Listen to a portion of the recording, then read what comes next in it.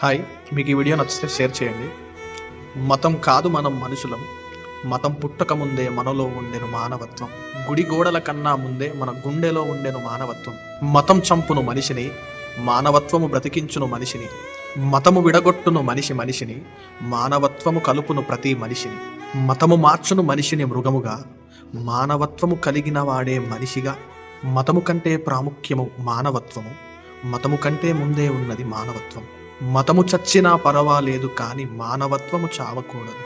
మతద్వేషముతో కాలిపోవును ప్రపంచము, మానవత్వ ప్రేమతో బ్రతుకును ప్రపంచము.